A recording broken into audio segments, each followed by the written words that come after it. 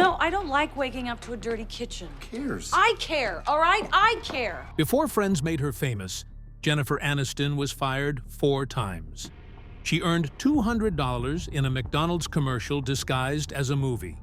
She went $5,000 into debt and waited tables for years. NBC almost replaced her after the Friends pilot because audiences hated Rachel. But she refused to quit. Then, in 2025, something happened that changed everything. At 56, after earning $320 million and surviving 3 divorces, Jennifer made a decision that shocked Hollywood. This is what really happened behind the scenes. Jennifer Aniston was born on February 11, 1969, in Sherman Oaks, Los Angeles. From the outside, it looked like a Hollywood family. Her father, John Aniston, was acting on Days of Our Lives, and her mother, Nancy Dow, had been a model and appeared on shows like The Beverly Hillbillies. But things weren't calm at home. Her mother would often tell her that she wasn't pretty enough, even when Jennifer was just a baby. She'd say things like, "You need to put your face on." Jennifer grew up hearing these things over and over. Her mother compared her to herself and made her feel like she was never good enough. That pain would follow her for years. Her family background brought even more tension. Her mom's side came from Italian roots, and her dad's side was fully Greek. That mix should have brought flavor to her childhood, but instead, it brought conflict. Her father, who grew up in Crete and had strict Greek values, often clashed with her mother, who believed in beauty, fame, and being in control. John had served in the Navy and graduated from Penn State before becoming an actor, so he carried a strict, focused mindset. Nancy, on the other hand, was theatrical and full of sharp opinions. Their fights were loud and emotional, but no one ever talked about feelings in a healthy way. So Jennifer got used to chaos, but never really felt heard. One person who tried to help was her godfather, the famous actor Telly Savalas. He had played tough guys on TV, but off-screen he was gentle with Jennifer. He was close friends with her dad, and even gave him acting jobs when times were hard. At one point, Telly even bought Jennifer a house when she was young to give her some stability. He tried to protect her, but even with all his fame and money, he couldn't stop the emotional damage happening behind closed doors. Jennifer later said she was close to him as a kid, but even he couldn't fix what was breaking at home. Jennifer also had siblings, but they didn't make things easier. Her older half-brother John Mellick was born in 1959 from her mom's earlier marriage. He stayed behind the scenes in the film world. Then, when Jennifer was already 20, her younger half-brother Alexander Aniston was born in 1989. He turned out to be the opposite of everything Hollywood. He lived a wild, rebellious life, had tattoos that said "live free" and "down to cuddle," and didn't want anything to do with the spotlight. At one festival, he said people asking about Jennifer had been a pain in my ass for years. So Jennifer was stuck between 2 brothers, one 10 years older who tried to protect her, and one 20 years younger who rejected her world completely. The marriage between her parents had already started falling apart when Jennifer was just a baby. They fought constantly, and her mom never stopped criticizing her looks. Her dad was focused on his acting and emotionally checked out. By November 1979, he left the family. Jennifer was just 10 years old. One day she came home from a birthday party, and her mom told her, "Your father's not going to be around here for a little while." But he never really came back. That was the start of Jennifer's abandonment issues. She later said watching her parents made her think, "I don't want to go through that." And it made her feel completely alone in her future relationships. Things got even more confusing when Jennifer was around 5 or 6. Her family moved to Greece for a year because her dad's acting job slowed down, and he wanted to study medicine.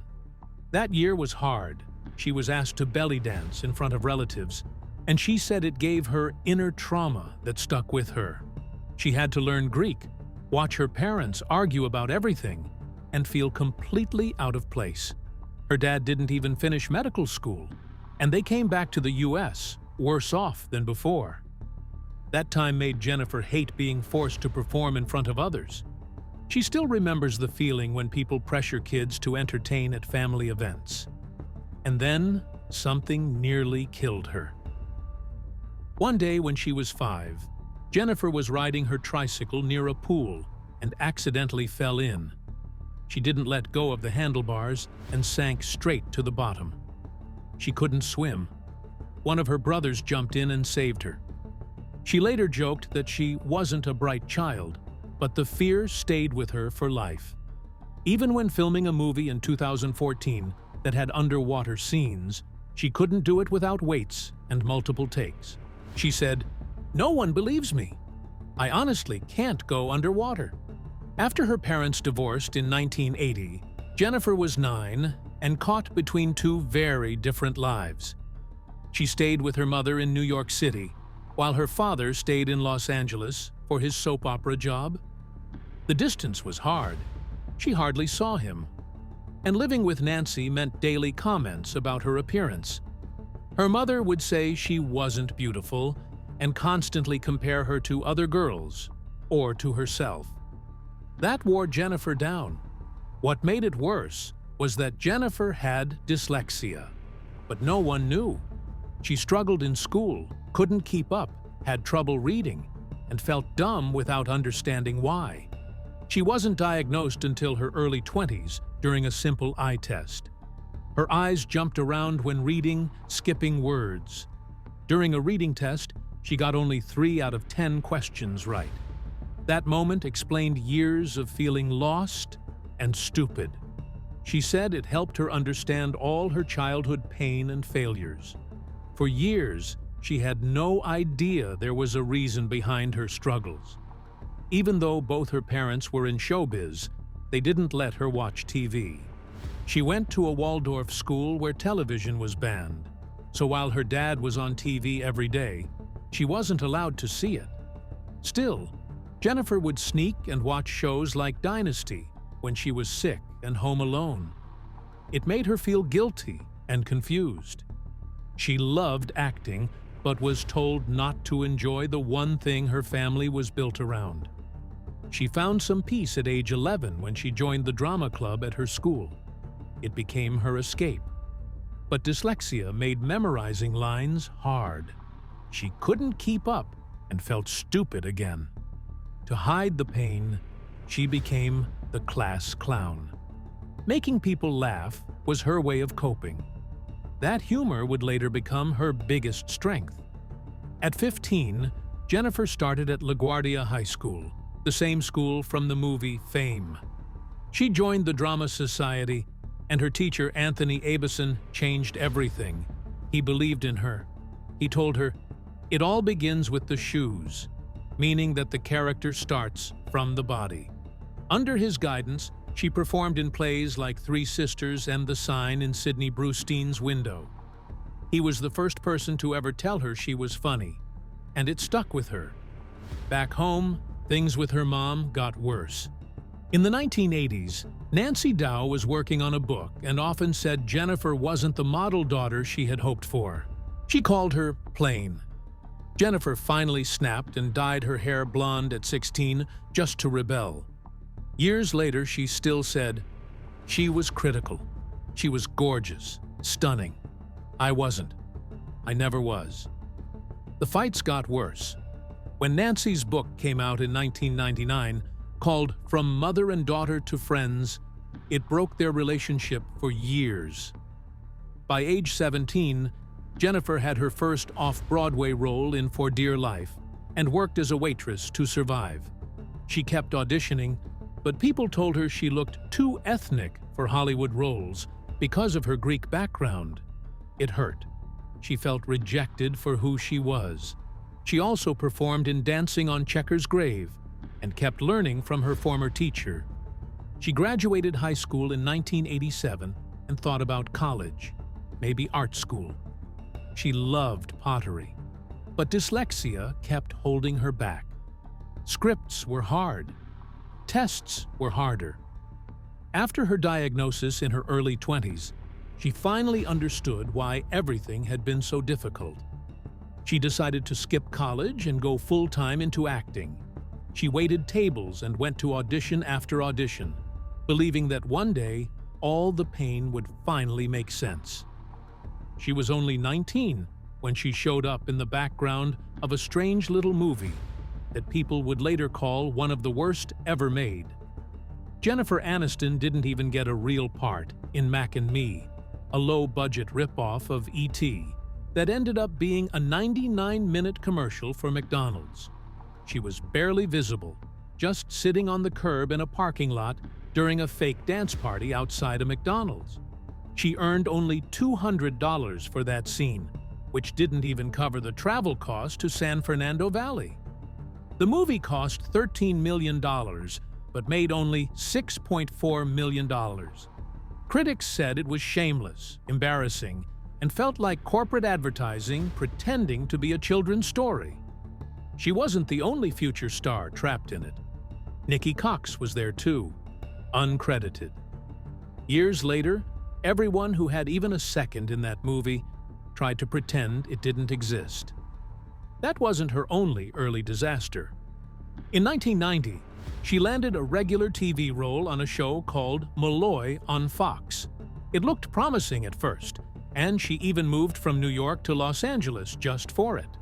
She used up all her savings and borrowed money too, hoping this was her big break.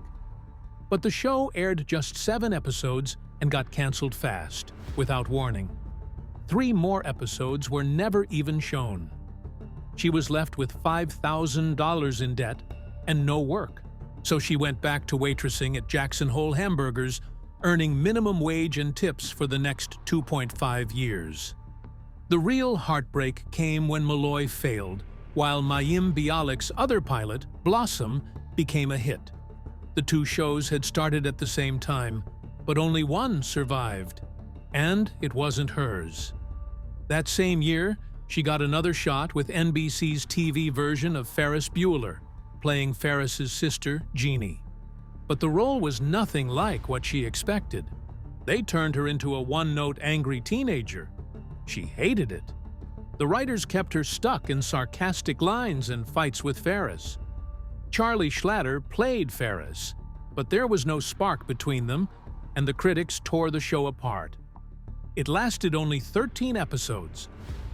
She later said this was when she realized how easy it was to get trapped in one type of role. After that, casting directors only saw her as the angry sister.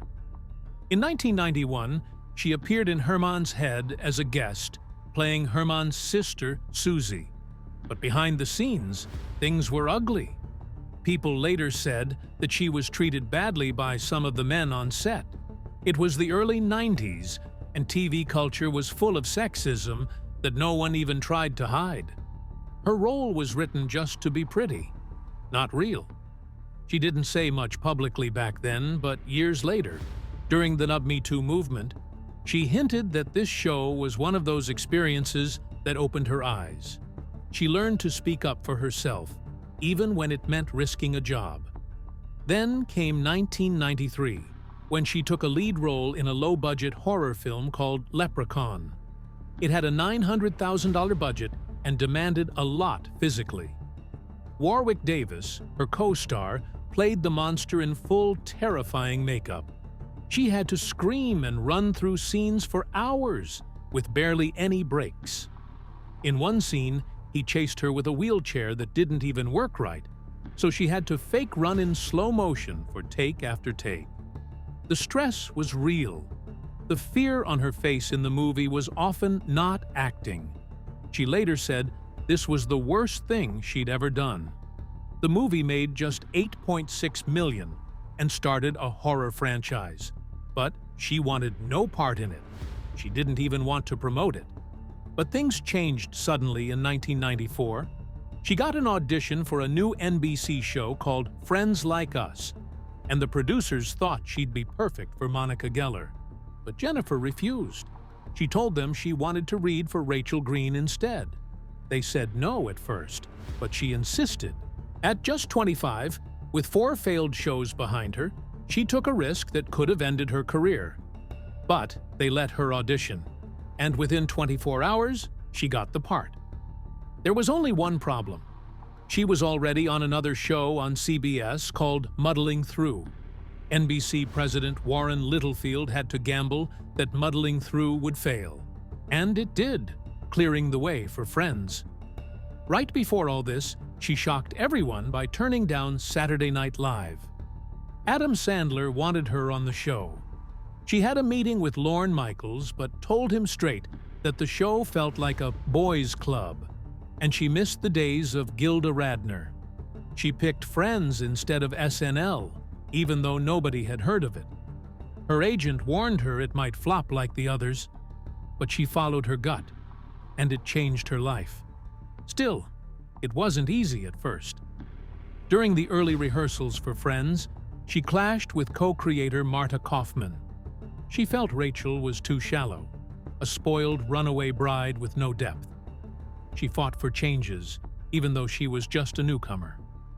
The rewrites delayed production by 2 weeks and cost NBC around $200,000, but it paid off. Rachel became a real person, flawed, scared, growing. It was her fight that helped shape what would become TV's most famous character. Even after all that, Season 1 didn't make her rich. She earned $2,500 per episode, about $540,000 total. She used much of it to help support her mom while living in expensive Manhattan. During filming, rumors spread about her chemistry with David Schwimmer. Some crew thought they were really into each other. Years later, both admitted they had crushes, but never acted on it because one of them was always dating someone. That tension, though, turned into the Ross and Rachel story millions fell in love with. But it nearly ended before it began. When the Friends pilot aired for test audiences in August 1994, people hated Rachel. They called her annoying. NBC almost fired her and had backup actresses ready. But during a reshoot at Central Perk, Jennifer ignored the script and ad-libbed a new version of the runaway bride scene. She stuttered, fumbled with the coffee, and made Rachel human. The audience loved it. That moment saved her job and changed TV history. NBC destroyed the original footage and only kept the ad-lib. By Season 3, NBC tried to offer Jennifer and David Schwimmer $100,000 per episode because of their popularity. The rest of the cast was still making $2,500. Jennifer said no. She and David agreed to cut their offer to $75,000 so everyone could be equal. That cost them around $625,000 each, but it saved the show's friendships and set the tone for future negotiations. In 1998, while filming the Vegas episodes, Jennifer was secretly battling bulimia. Tabloids kept mocking her weight, and she felt pressure to stay thin. She dropped to 110 pounds and started extreme dieting, just 1,000 calories a day, while working out obsessively. During those fun-looking Vegas scenes, she was actually suffering in silence, drinking Chinese slimming teas and pushing through with barely any energy. The public saw Rachel smiling, but inside, Jennifer was breaking down. Then came the money war in 2000. NBC offered the cast $750,000 each for seasons 9 and 10. Jennifer led the push for $1 million. Executives panicked and ran promos saying Friends was ending. But the cast stood firm. They had 4 episodes left to shoot, and NBC gave in. Jennifer earned $24 million for the final seasons. That deal changed how actors negotiated forever. In 2001, her friendship with Matthew Perry got tested when his addiction spiraled out of control. He was taking 55 Vicodin pills a day and drinking a quart of vodka. His weight dropped to 128 pounds. Jennifer and others tried interventions, but he kept brushing them off. During Chandler and Monica's wedding scenes, he was actually in detox.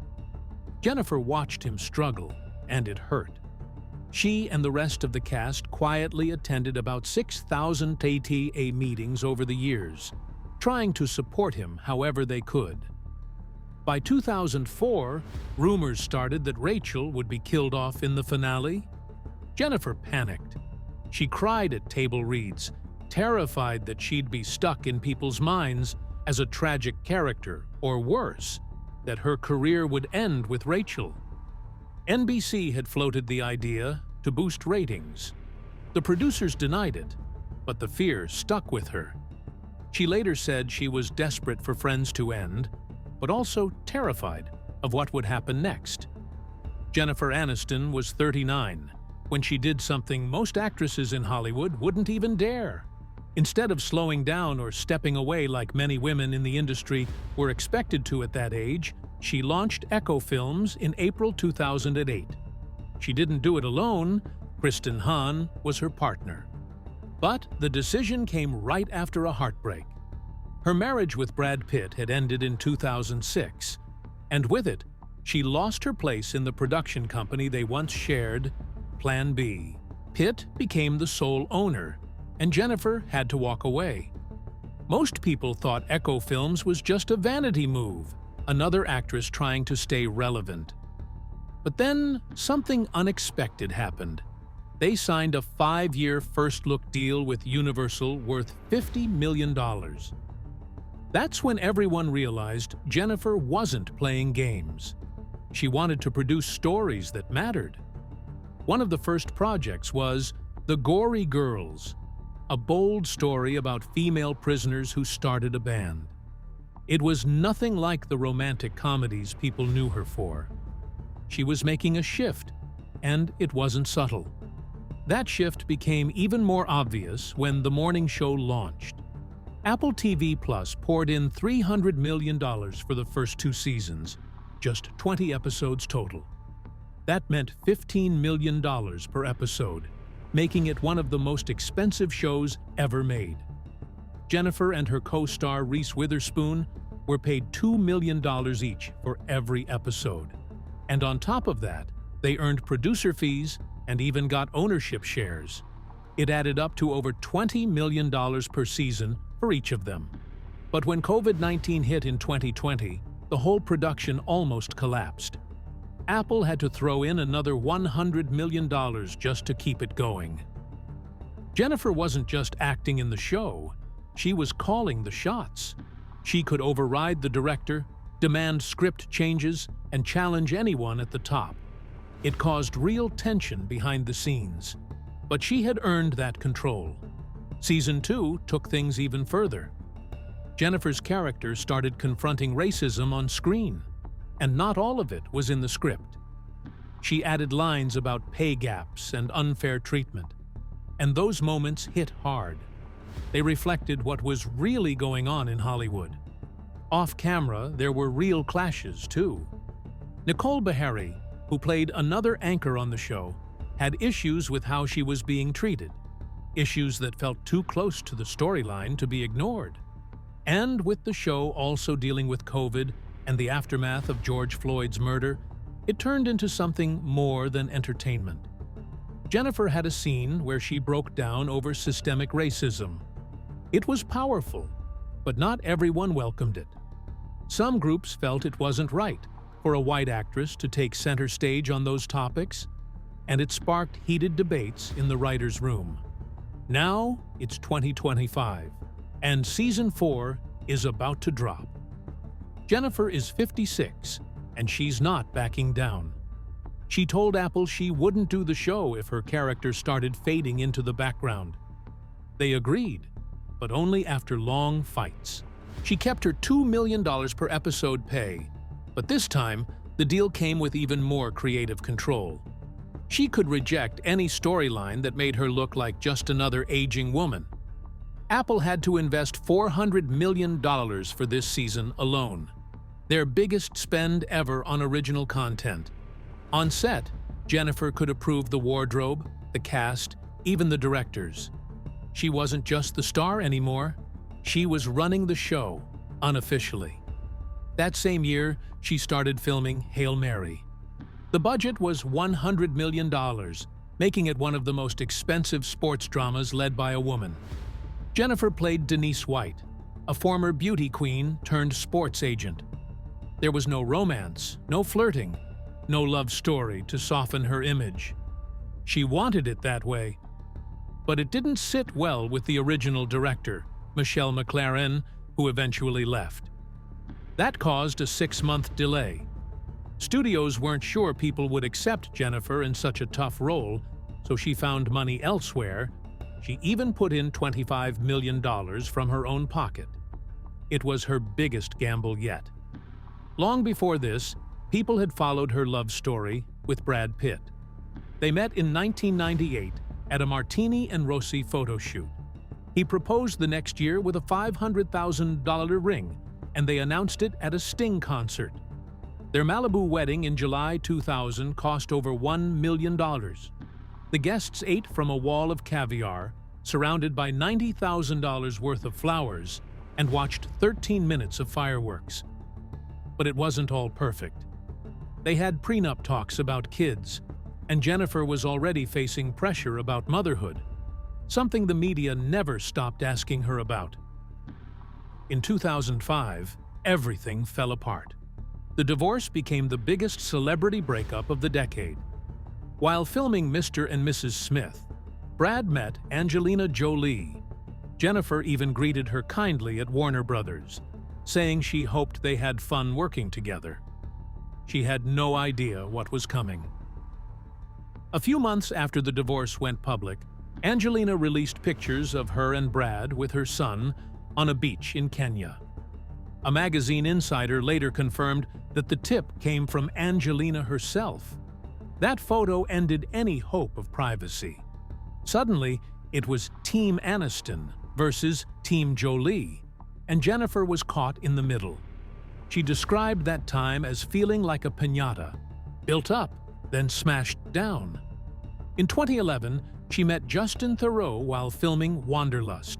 They bought a $22 million mansion in Bel Air and seemed happy. But behind the scenes, she was quietly going through IVF and other treatments, desperate to have a child. She froze her eggs at 41 and later said she wished someone had told her to do it earlier. She drank teas, tried everything, and still the media kept twisting the story, blaming her for putting career before family. She called it all lies. In 2015, they married in their backyard. It was low-key, and Jennifer said they already felt married. But the happiness didn't last. By late 2017, things were falling apart. Just before they announced their split in February 2018, Jennifer gave an interview saying she felt perfectly at home with her husband and dogs. But it was already over. Friends said Justin had started showing interest in younger women. They spent New Year's in Cabo together, hiding the truth. In the divorce, Jennifer got the dog, but the heartbreak stayed. Just a year earlier, Justin had called her his ally in a glowing interview. But by summer 2018, he was seen living the single life. In July 2025, news broke about Jennifer dating Jim Curtis, a hypnotist with over 550,000 followers. He'd once said he couldn't stay with any woman for long because he got bored, but now he was helping Jennifer through something terrifying. For 2 years, a man named Jimmy Wayne Carwile had been stalking her, sending emails, voicemails, even showing up at her house. On May 5, 2025, he crashed his car through her gate. He believed he was meant to have 3 children with her. She was home at the time. That moment shook her. Jim started using hypnotherapy to help her calm down, sleep better, and feel safe again. Now at 56, Jennifer has built a $320 million empire. She still earns $20 million a year just from Friends, thanks to a deal where each main cast member gets 2% of the show's $1 billion annual revenue. In 2024 alone, she earned $42 million with The Morning Show and other projects going strong. Her LolaV hair care brand brings in $10 million a year, and she owns real estate in Montecito, including Oprah's former farm. But behind the scenes, she's still fighting battles. She has dry eye syndrome and needs drops every hour. Makeup on set became painful. Since her early 40s, she's had insomnia from perimenopause. In 2024, it got worse. She even started sleepwalking and once triggered her house alarm. Instead of meds, she used hypnosis and breathing therapy. She said her brain won't stop talking, and that made sleep feel impossible. In June 2025, she said something no one expected. After nearly 40 years in film and TV, she wanted to do Broadway. She just needed the right script. At the same time, she made it clear she wouldn't accept a Friends reunion script that made Rachel Green seem dumb or childish. She was open to returning for Horrible Bosses 3, already discussing ideas with Jason Bateman and Charlie Day. Echo Films had other big things coming too, including a remake of 9 to 5 and an adaptation of I'm Glad My Mom Died, where she'll play a controlling stage mom. In 2025, she gave away $5 million to causes close to her heart. She started the Clydio Fund in 2024 to help rescue animals, inspired by her own dogs Clyde and Chesterfield. She also supported learning disability programs after being diagnosed with dyslexia later in life. Her children's book, Clydio Takes a Bite Out of Life, released October 1, 2025, sends all profits to dog shelters. Years ago, she gave $1 million to hurricane relief and $500,000 each to Red Cross and the Ricky Martin Foundation. But now her giving feels even more personal.